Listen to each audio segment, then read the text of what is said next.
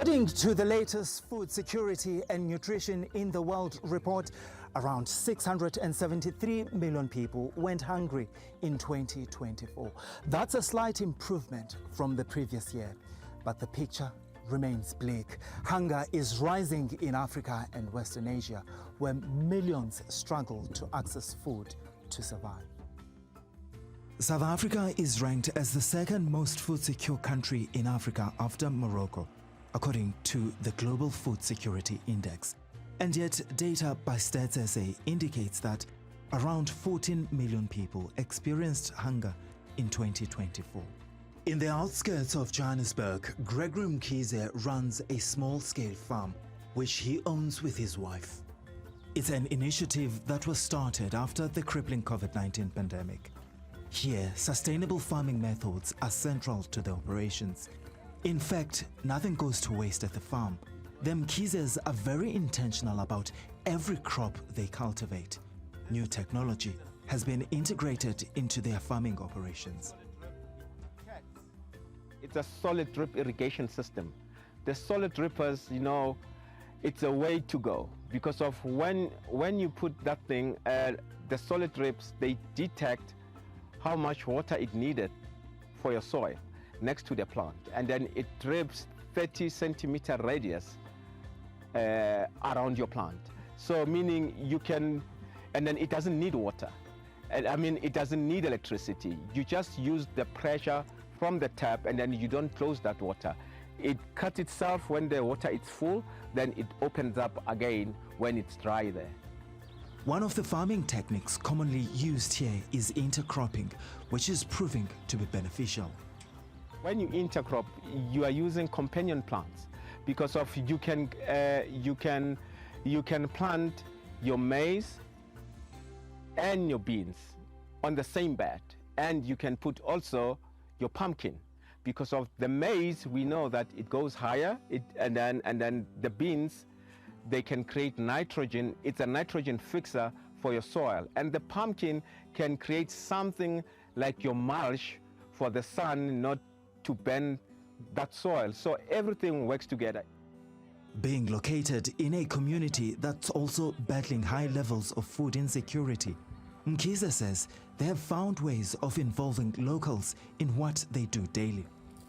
Our bunch of spinach, we sell it for about 20 rands. But when you bring your 20 liter of the food waste to the garden, if you are a community member around here, when you bring that 20 liter food waste, you get a discount for 5 rand. Then you're buying your fresh vegetable for 15 bucks. And then even when you bring your urine, so with a 20 liter, you also get a discount. Meaning with those things, we are creating our own inputs.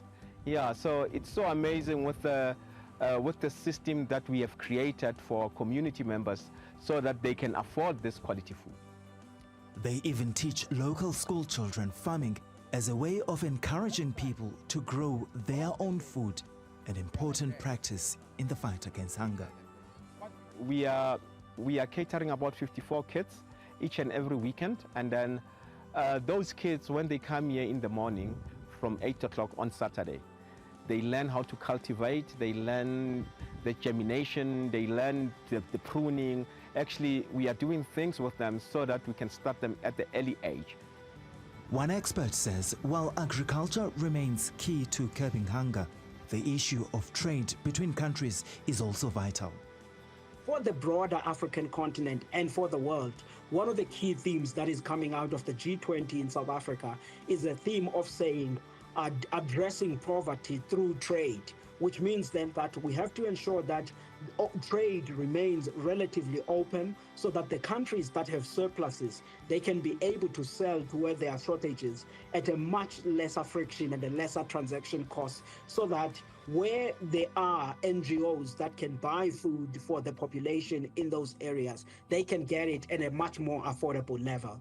In that way, combined with also making sure that we deal with stimulating many economies in Africa, many economies in Middle East, as well as in Asia, we can bring the numbers down, because the regions that are stuck with poverty is Africa, part of the Middle East, part of Asia, and to an extent also Latin America. And I think in all of these, agriculture could play a part. The South African government says the issue of food insecurity is something the global community can no longer be indifferent about. The food security process and the food security initiative, as well as the Ubuntu high-level principles that we've adopted at this G20, are going to be carried forward now, because we need to keep food security on the agenda of the global community, but also making sure that it is highlighted locally as important. And food security goes beyond just access to food. It speaks to access to good quality, nutritious food. It is important to make sure that your citizens are fed and fed well, because it has an impact on other areas of governance, things like the health system. If you have a lack of nutrition, it puts a huge burden on your health system. It affects productivity of workers. People are not getting the right nutritional value, are unable to put in a full day's work. It affects your education system. It is impossible for a young child to learn with an empty stomach. So all of this has a knock-on effect on other drivers of your economy as well. As Gregory Mkhize continues to ensure he produces good quality food, not only for his family, but the broader community, global leaders meeting in Johannesburg for the G20 summit are under increased pressure to meet the United Nations Sustainable Development Goals, including that of zero hunger by 2030. For Newzroom Afrika on Channel 405, I'm Malungelo Booi in Protea Glen.